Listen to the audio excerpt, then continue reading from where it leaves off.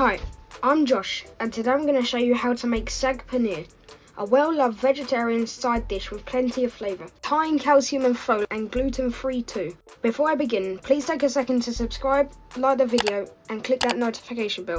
Thanks. A full list of all the ingredients for the dish can be found in the description below.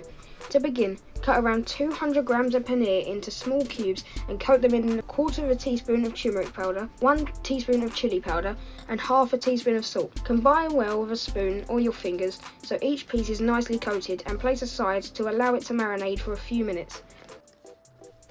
Whilst the paneer is marinating, place around 200 grams of spinach. I use frozen kind from the supermarkets, a garlic clove and 2 green chillies in a blender, and blitz until it's smooth puree. Now add around 3 tablespoons of oil to a pan on a low to medium heat and carefully add the paneer. Fry, stirring every minute, turning the paneer cubes over as you go. Continue to fry for 4 to 5 minutes until the cubes are starting to crisp and brown before removing them to drain. Make sure you keep all the lovely seasoned oil in the pan, you'll need that next. Keeping the pan on low, add 1 teaspoon of butter, ghee and a bay leaf and fry for a minute, scraping up all the leftover marinade.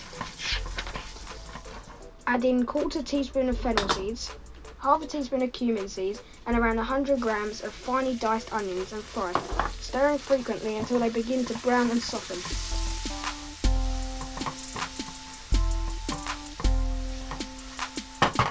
Add in 2 teaspoons of tomato puree watered down with about 4 teaspoons of water and 2 chopped garlic cloves, and allow to fry out until the bitter smell disappears. When it has, add 2 teaspoons of mixed powder and 1 teaspoon of salt. Stir well and allow to fry for a further minute. Add in 250 millilitres of heated base gravy. Allow to start bubbling, then stir in the pureed spinach. When combined, add another sliced garlic, 1 teaspoon of sugar and a few tablespoons of cream, and allow to warm slightly before stirring it in. This is a great way to ensure the cream doesn't curdle when mixed. Taste and add more salt if required. Finally, when the sauce is the consistency you require, stir in the fried paneer and serve immediately. As I like my paneer crispy, I serve up the curry, then add the fried paneer to the dish with a little drizzle of cream.